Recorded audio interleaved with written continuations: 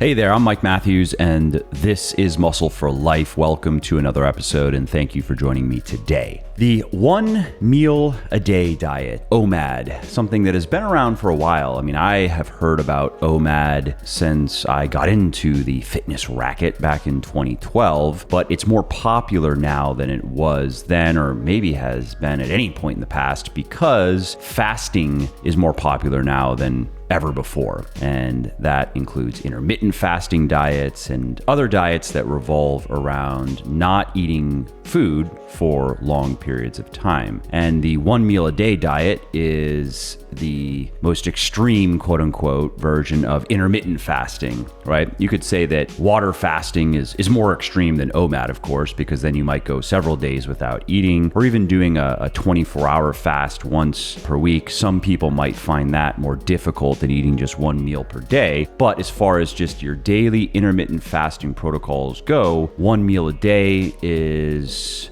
a bit tougher for most people than, let's say, the Leangains protocol, which is usually 3 meals a day. You have 8 hours to eat all of your calories. Most people split that up into 2 or 3 meals. And so why would you want to eat just 1 meal a day if you're not already doing it? Because if you're already doing it, you probably just like it. If that doesn't sound like something you would like to do, though, should you consider it? Well, many people say, yeah, because it's going to improve your metabolic health. It's going to help you reduce the risk of disease and dysfunction. It may even help you live longer. It may have certain effects in the body that increase longevity. And depending on who you listen to, you also might hear a lot of sciencey sounding explanations as to why OMAD is superior to traditional eating by a country mile, and even superior to other intermittent fasting regimens. Other people, though,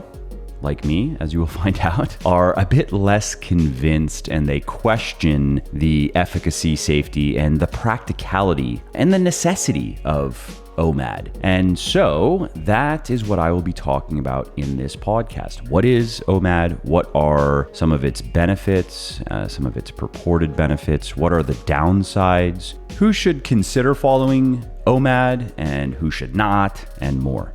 Also, if you like what I'm doing here on the podcast and elsewhere, definitely check out my VIP one-on-one coaching service, because my team and I have helped people of all ages and all circumstances lose fat, build muscle, and get into the best shape of their life faster than they ever thought possible, and we can do the same for you. We make getting fitter, leaner, and stronger paint by numbers simple by carefully managing every aspect of your training and your diet for you. Basically, we take out all of the guesswork, so all you have to do is follow the plan and watch your body change day after day, week after week, and month after month. What's more, we've found that people are often missing just 1 or 2 crucial pieces of the puzzle. And I'd bet a shiny shekel it's the same with you. You're probably doing a lot of things right, but dollars to donuts, there's something you're not doing correctly or at all that's giving you the most grief. Maybe it's your calories or your macros. Maybe it's your exercise selection. Maybe it's your food choices. Maybe you're not progressively overloading your muscles, or maybe it's something else. And whatever it is, here's what's important. Once you identify those 1 or 2 things you're missing, once you figure it out, that's when everything finally clicks. That's when you start making serious progress.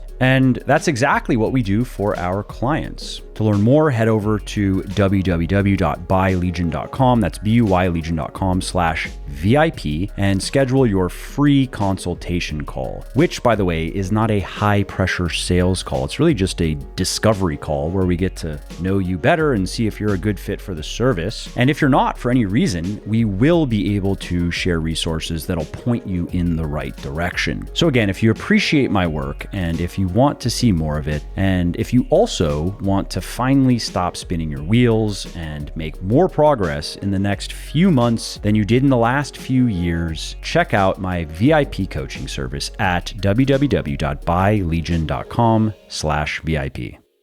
All right, let's start this discussion where we always start discussions like these, and that is a simple definition of OMAD. What is the OMAD diet? And that is an initialism for one meal a day. And that basically tells you what the diet entails, right? One meal a day. In most cases, it's actually 1 hour. You could say it's the 1 hour a day diet where you eat all of your daily calories in a 1 hour period. And it's normally just one large meal. And then you don't eat anything for the other 23 hours of the day. And some people would say that those are 23 hours of fasting, although technically you're not in a fasted state until your insulin levels have come back down to a baseline low level.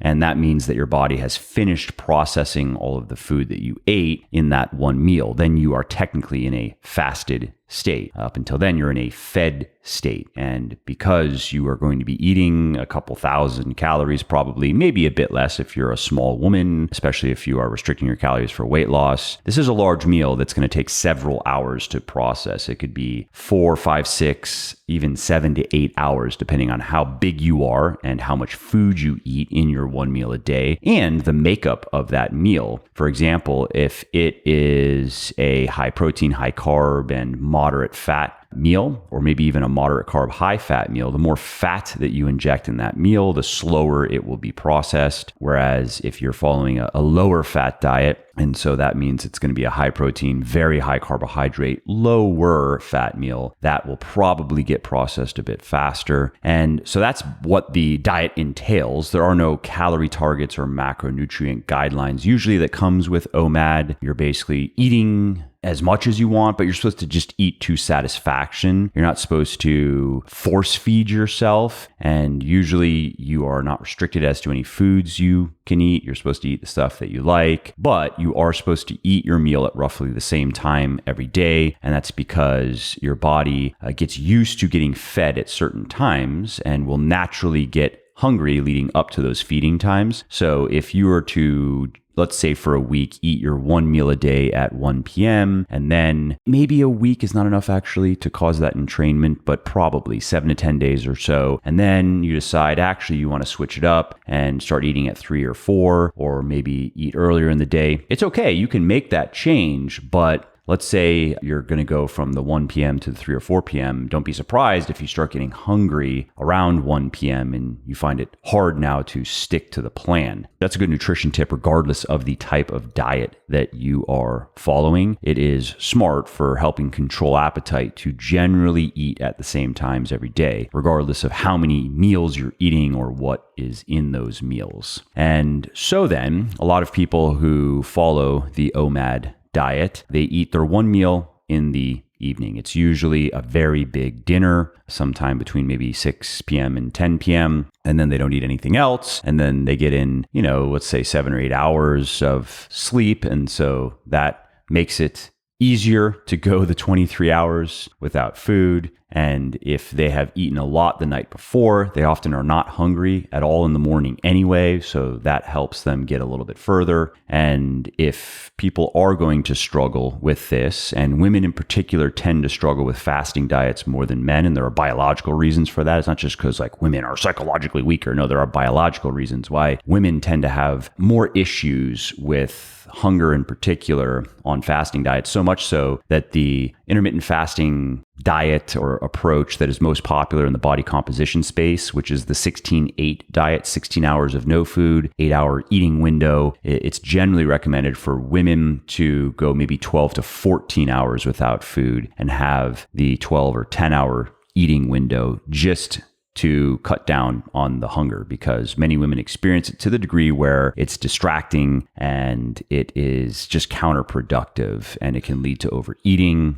and feelings of guilt and so forth. And some people, though, with OMAD, they prefer to eat a large breakfast, and that just works best for them. So, sometime in the morning, they eat a very large meal, and that's it for the entire day. And some versions of OMAD will say you can eat a small snack or two throughout the rest of what is supposed to be your quote unquote fasting period. Like you can eat some low calorie fruit, for example, or a little bit of protein. And that of course means you spend even less time in a fasted state, which kind of further defeats the purpose of a diet like this, which is to maximize fasting, to maximize the amount of time that your insulin levels are very low. That's really what it comes down to. So many OMAD purists say that you can't eat snacks, you can't drink calories, you eat your one meal, And then for the rest of the day, you can drink water. You can drink 0-calorie drinks. So diet soda is okay. Diet anything is okay so long as it's 0 calories per serving. Black coffee is often used to help blunt appetite, or other caffeinated beverages for people who are very sensitive to caffeine. Sometimes it's black tea, or maybe it is half of a can of an energy drink or something like that. Now, as far as benefits go, there are a lot of claims out there. If you poke around on the internet, you're going to hear a lot of things. You're going to hear that OMAD can reduce your bad cholesterol, your LDL cholesterol levels. It can reduce inflammation. It can reduce the risk of different types of disease, neurological disease, metabolic disease, Alzheimer's. It's going to make your heart healthier, and it's going to improve your cognitive function and your brain health. It's going to increase autophagy levels, the natural cell death that occurs in cellular turnover. And that is claimed to increase longevity. There are claims that OMAD can improve your hormone profile. It can boost your growth hormone levels. It can boost your testosterone levels. And as I mentioned in the intro, many people have very scientific sounding explanations for how all of that works. But when you take a closer look at a lot of the studies that are used to support claims like those, you quickly realize that the evidence is tenuous at best. So for example, there's no research out there that looks at the OMAD diet specifically. The studies that OMAD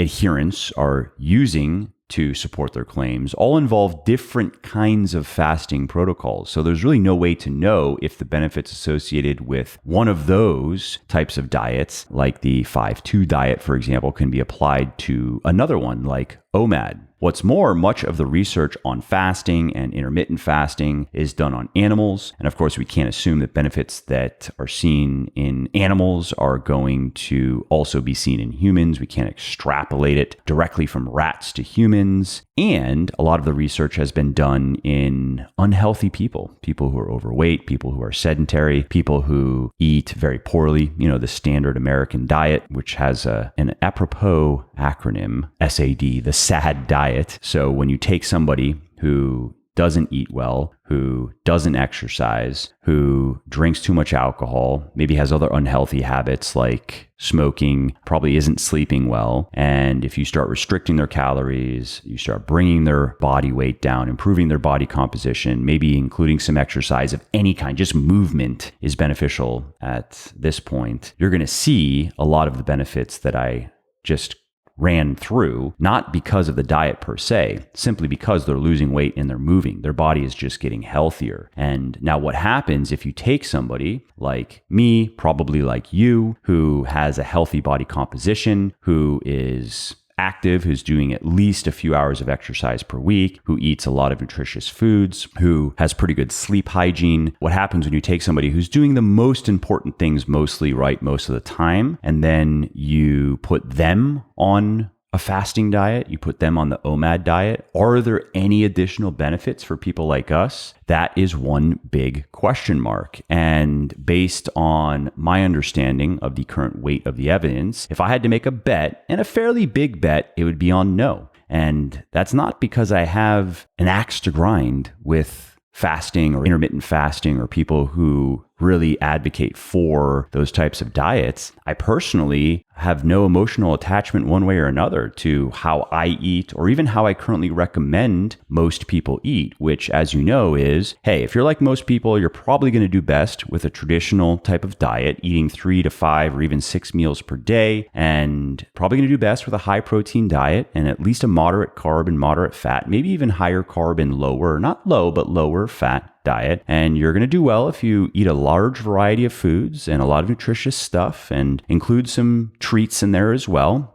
to satisfy your sweet tooth. And that's probably what's going to work best for you. Now, if that does not quite work for you, if you like to eat just 2 or 3 meals per day, for example, and let's say you are not naturally hungry in the morning, you don't even like breakfast as a meal or breakfast foods, well then actually maybe intermittent fasting might work well for you, but only because it's just going to fit your preferences. It's going to fit your lifestyle. Maybe it fits your schedule. It is a diet that you're going to be able to stick to, in which case I would recommend trying it. Try the skip breakfast intermittent fasting, which usually comes out to be that 16-8 approach or 12 to 14 fasting and then the remaining hours eating window, which many women do a little bit better with. It looks kind of like that, actually. Maybe you start eating 1 p.m. and you finish 6 or 7 p.m. and then you just do that day after day.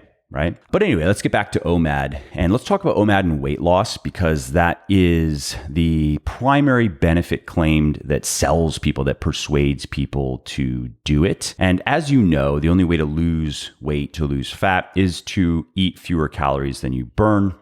Over time, of course, you can do it every day. You could have a moderate calorie deficit every day, or you could do it 3 or 4 or 5 days out of the week and then eat maintenance calories on the other days. But the important thing is, if you look at total calories consumed over a meaningful period of time, let's say 3 months, and then you look at total calories burned, that total calories burned has to be significantly lower over the course of that 3 months for there to be meaningful fat loss. And several studies show that diets that involve fasting can be effective at helping people lose weight, because many people find that it's easier for them to restrict their calories, to maintain a calorie deficit when they eat fewer meals, fewer larger meals every day. And mostly because of appetitive effects, people find that they're just generally less hungry if they do that. But studies show that some people respond better to a traditional type of meal layout. And again, in my personal experience, having worked with many people over the years,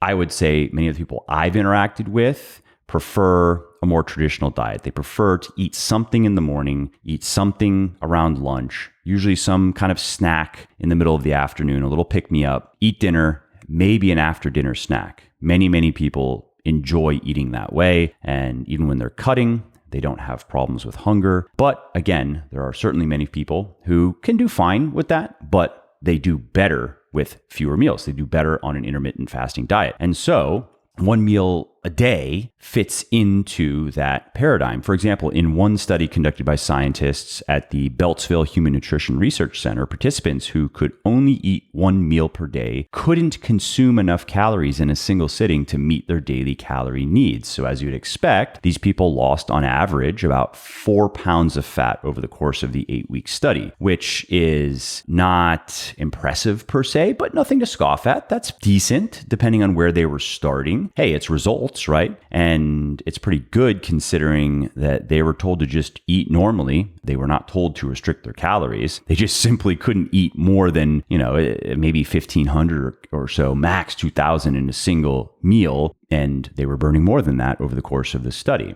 Now, a counterpoint that I should mention is the workability of that approach depends on what you're eating, of course. If you're heading to the local Greasy Spoon and getting a pile of oily meat and French fries and washing it down with a big milkshake, you can put down a couple thousand, 3,000-4,000 calories in one sitting without feeling over full, without feeling like you would feel if you took those calories and put together a big meal of mostly nutritious foods. And if you don't believe me, go do that right now. Head over to whichever calorie counting website you like to use and give yourself 2,000 or 2,500 calories for this one meal, with the stipulation that most of those calories have to come from relatively unprocessed foods, nutritious stuff that you are going to prepare yourself: whole grains, seeds, vegetables, legumes, fruits, lean protein, and then you can take 20% of those calories and do whatever you want with them. And then if you want to take this experiment further, try it. Try to eat that much nutritious food in one meal. It is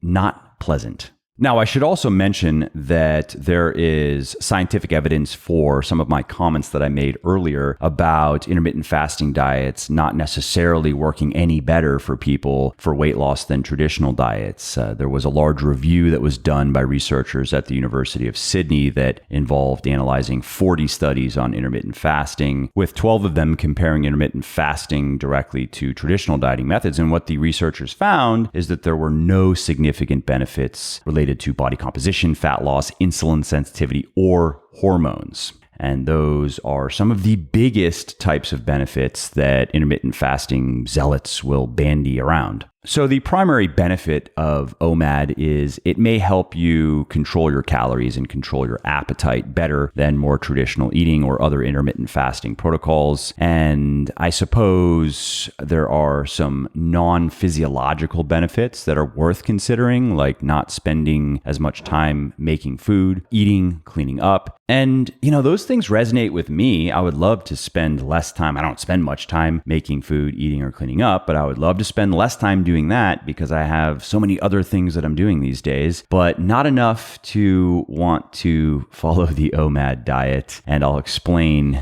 why in a minute. It has some pretty significant downsides that need to be considered as well. Now, another non-physical benefit of OMAD and other fasting diets that's worth mentioning is it can help you become comfortable with being a little bit hungry, with going longer periods without food. And if you're somebody who, when you get a little bit hungry, you immediately rush to eat, or you feel the urge to rush to eat, you do not want to experience any hunger whatsoever, or if you go for 3, 4, or 5 hours without food and you get a little bit anxious and you may not even feel particularly hungry yet, you just are now thinking about eating and you have a compulsion to go eat, then it can be productive to unlearn those habits. And you can unlearn them. They are just psychological habits, and intermittent fasting and other fasting diets can help you rewire your relationship with food in a constructive way. They can help you get comfortable with being a little bit hungry, for example. That does not mean physiologically, that you need to eat food right away. Nothing bad is happening in your body when you're a little bit hungry. I remember many years ago when I did not know much about anything really.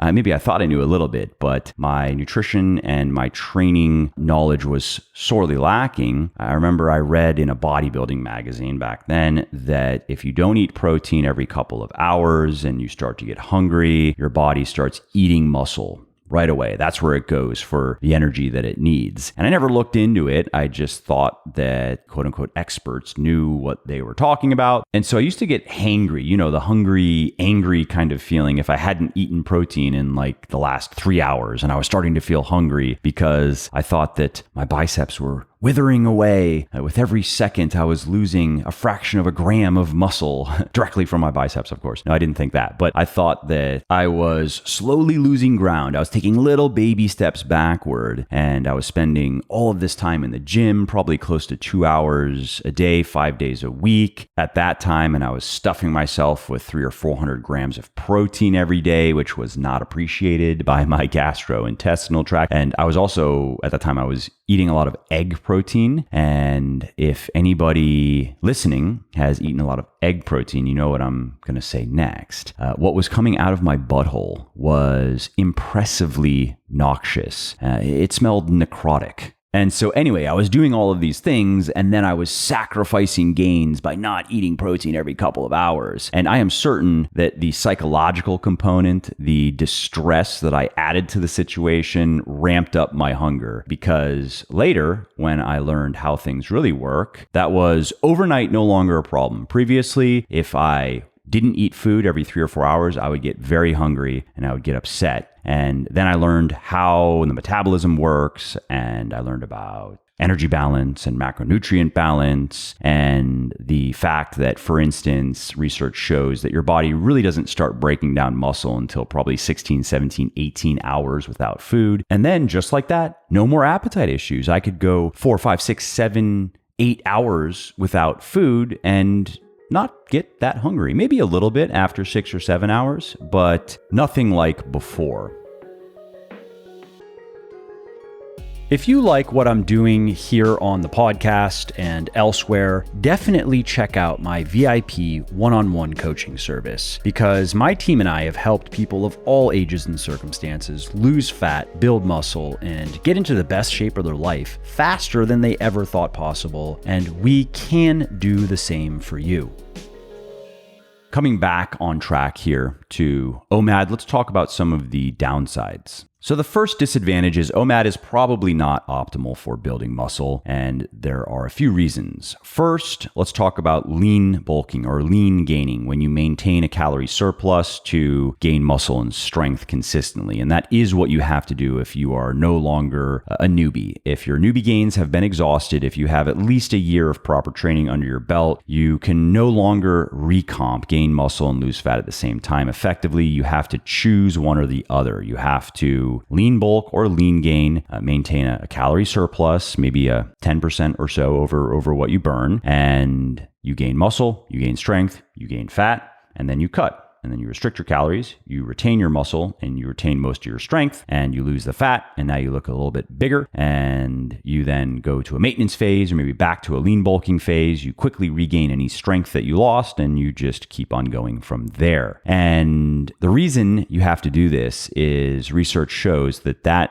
energy surplus, that consistent energy surplus, you could think of it as boosting the effectiveness of your body's muscle building machinery, so to speak. It helps your body better recover from training and to better adapt to training and to better add muscle tissue. And that, of course, then allows you to gain strength. Now, if you are eating just one meal a day, it's going to be hard to do this unless you have a very large appetite. But if you have a very large appetite, you're probably going to struggle with one meal a day because you're going to get hungry and you're going to want to eat more than one meal per day. So let's say you just have a normal appetite, and I can speak to that. I have a normal appetite. I don't have a small appetite. I don't have a large appetite. I would say it's just right in the middle of the bell curve. And I tap out personally around probably 1,500 calories in a meal. Sure, I can eat more than that, but at that point, I am just eating more for the sake of eating more, maybe because it tastes good. I am certainly not hungry anymore. And for me to lean bulk, for example, I would need to start that diet probably around 3,000 calories per day. I'd have to do a little bit less cardio, although I probably wouldn't. And that's another discussion that I've actually had here on the podcast. If you go to the feed and search for cardio, you'll find an episode that I posted a few months ago about why I think everyone should consider including some cardio in their regimen, even if they're trying to just gain muscle and strength as quickly as possible. So I would keep my cardio routine, which is about 2 to 3 hours of moderate intensity per week. I would keep that in. And so to do that and lift, I'd have to eat a bit more actually. I'd probably have to eat about 3,200 to 3,300 calories per day. That would be my starting point on my lean bulk. And that would go up throughout the course of the lean bulk. It probably would go up to close to 4,000 calories per day. And maybe I could eat that much in one meal every day with most of those calories being nutritious, but that's going to be tough. That is not going to be enjoyable at all. And of course, anything that gets in the way of dietary compliance can be a major obstacle to accomplishing your fitness goals. So that's the first problem, is it's going to be hard to eat enough calories every day to maximize muscle growth if you're eating one meal a day. Now we have the protein intake issue. So if you want to gain muscle and strength as quickly as possible, you want to eat somewhere around 1 gram of protein per pound of body weight per day. You could go as low as 0.8 grams. That's fine. But that's a lot of protein to eat in a single meal. And even if you can do it, that is almost certainly not best for gaining muscle. There isn't that much research on protein timing and distribution, but the studies that we do have show that splitting up your daily protein intake into 3 to 6 meals is likely superior to eating the same amount of protein in fewer sittings. And the research is most clear here actually with 1 serving of protein per day. Even if it's a very large serving, 1 large amount of protein per day versus 3, 4, 5, 6. The 3, 4, 5, 6 is going to win over time in terms of muscle and strength gain. And by doing the OMAD diet, of course, what that means is you are missing out on these other opportunities to give your body some protein and boost muscle growth. And you will almost certainly gain less muscle over time as a result of that. Another downside of OMAD is kind of obvious. It can lead to extreme hunger, minimally just increased hunger. For example, studies have shown that many people who limit themselves to just a couple of meals per day, 1 to 3 meals per day, they can experience very high levels of hunger and other side effects that just make dieting miserable: dizziness, nausea, anger, lethargy, constipation. And that is probably one of the reasons why many intermittent fasting studies have higher dropout rates, so people who just quit, than other human feeding studies, which is something that many people, of course, those who are most into intermittent fasting and promoting it, don't talk about. You can look at the results that an intermittent fasting diet had with people who finished the study, but you have to also look at how many people finished the study. If 100 people started and only 15 finished, you need to take that into consideration when you are judging the overall effectiveness of the diet, because, of course, adherence and compliance are the most important factors. So long as a diet is set up properly, so long as it takes into account energy balance, it creates a calorie deficit, it provides enough protein, it provides enough nutritious calories, and there are many ways to do that, but so long as a diet does that, then really all we need is compliance. We don't need perfection, we just need the person to be pretty good at following the diet over the long term. Another downside of OMAD is it's probably not best for overall health for a number of reasons. One, it's hard to get enough key nutrients. It's hard to get enough vitamins and minerals and other things that our body needs to stay healthy when we are eating just one meal a day, and especially if we're struggling to eat enough calories, and especially if we are struggling to eat enough fruits and vegetables, which is common with people who follow OMAD, probably because fruits and vegetables can be very filling for not many calories. And so if you need to eat 2,000, 2,500, maybe 3,000 calories in one meal, if you are going to be eating, let's say, 2 to 3 servings of fruit, and 3 would be the minimum number of servings of vegetables per day. I would like to see probably 5 or 6 servings, but let's just say it's the minimum of 2 servings of fruit per day and like 3 of vegetables per day, and you're going to want some leafy greens in there. That alone is pretty filling. Not many calories, but it's pretty filling. So you are only now a few hundred, max maybe 500 calories into this 2,500 calorie meal. And then you have all of the lean protein that you're eating, and that's very filling. And then you're supposed to eat a bunch of carbs and you're supposed to get in fats. It's just not feasible for most people. And so what they do instead then is they start making food choices based on how much they can eat in that one meal. And that usually means more calorie dense foods that are less nutritious. Now, there are other health factors to consider, other health downsides to consider with OMAD. For example, research shows that eating just once a day is linked to increased blood pressure, cholesterol levels, including bad, quote unquote, bad, the LDL cholesterol, which you do not want to get too high because that increases the risk of heart disease. If OMAD does lead to high levels of hunger, and it does in many people, you can only withstand that so much before it starts to lead to binging, and that is probably going to be on higher calorie,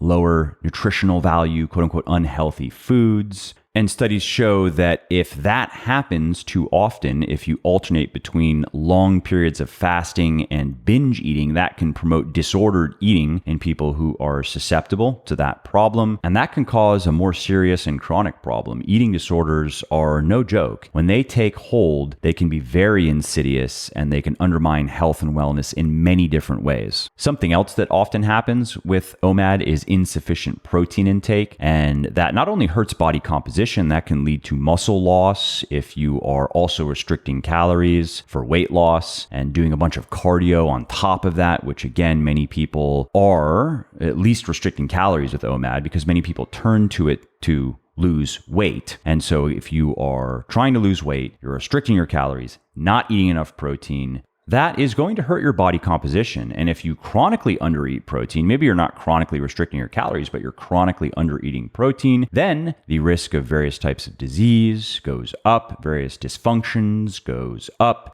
your ability to improve your body composition, to gain muscle and strength goes down. That is one of the biggest dietary mistakes that you could make, undereating protein. The other biggest ones would be not managing your energy balance properly. So chronically overeating, for example, to the point where you are very overweight and where you stay very overweight. And then chronically undereating nutritious foods, eating too much junk and not enough of the good stuff. So then, who should consider following the OMAD diet and why? Should anybody? Well, I think I have made my case, at least for why I think there is no clear-cut benefit of OMAD over more traditional approaches to eating or more traditional approaches to intermittent fasting, like, for example, the 16-8 method or the 12-14 version for women. But if you are currently following a fasting diet and you want to see how you do eating fewer meals per day, you could give OMAD a try. You're probably not going to stick with it for the long term because it's just not a very sustainable diet. Or if you just like tinkering with different dietary strategies and just doing your own N1 experiments so you can say, hey, I tried that and here is how it went for me, then I could see giving it a go for a week or two. If you're very busy and if you are very busy on certain days, and you struggle to find time to eat enough food to stop and get in your nutrition, then OMAD can be a useful tool on those days. You may want to just load up, for example, in the morning and then go all day, or maybe the other way around. Maybe you are go all day and then you just load up in the evening. That would be my personal preference. I don't like eating a lot of food early on in the day. I like to eat more of my calories later in the day. But one little tip if you're going to do that is try not to eat your one meal within an hour, maybe 2 hours of your bedtime, because research shows that if you eat too much food close to when you go to bed, it can interrupt your sleep. So try to give yourself at least, I would say, 4 to 5 hours to digest as much of the food as you can, to work through as much of that meal as you can before you go to sleep. And one more use case for OMAD that's worth mentioning, another instance of where it can be helpful is, let's say you eat way too much one day. For whatever reason, who cares? You just ate 1,000, maybe 2,000 more calories than you burned, and you would like to, quote unquote, undo a little bit of the damage. Well, what you can do is eat a lot less the following day, and OMAD can be useful for that, where you are going to eat, let's say, 2,000 calories the following day. And normally you would be eating 2,500 calories or 2,800 calories. So you're going to try to give yourself a decent deficit the next day to hopefully lose any fat that you gained from your overeating. And you may find that easier to do in one meal, especially if, let's say, you ate a large dinner. That's where you ate thousands of calories, a couple thousand calories at dinner, and you wake up, you're not hungry, it's 12 p.m., you're not hungry, it's 3 p.m. You now feel like you at least have an empty stomach and you could go another couple of hours. Well, yeah, you could do that then. You could just go, I'm just going to eat a dinner. I'm going to make sure I get in my protein, and maybe it's even fewer calories than that. Maybe it's 1,500 calories. I wouldn't recommend going too low, but that can be an easy way to just cancel out an accidental overeat or even a planned overeat. Let's say it's going to be a big holiday dinner. You really want to enjoy yourself. You're going to eat a lot of food. And so you plan then on not eating much the following day and maybe just eating one meal later in the day when you start to get a little bit hungry again. Caveat though is don't make that the rule. That should be the exception. That should be something that you do every once in a while, because if you get into the habit of doing that too often, that can also lead to disordered eating if you are susceptible to that type of issue.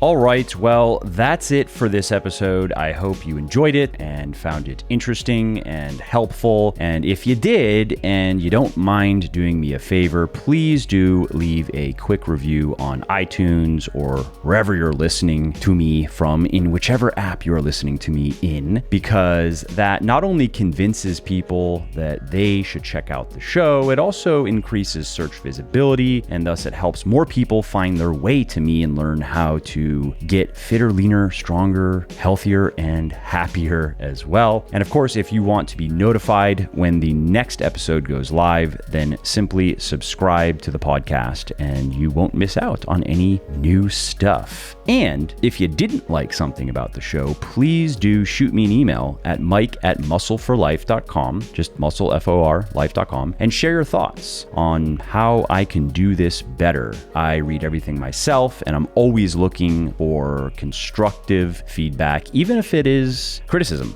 I'm open to it. And of course, you can email me if you have positive feedback as well, or if you have questions really relating to anything that you think I could help you with. Definitely send me an email. That is the best way to get a hold of me, mike@muscleforlife.com. And that's it. Thanks again for listening to this episode, and I hope to hear from you soon.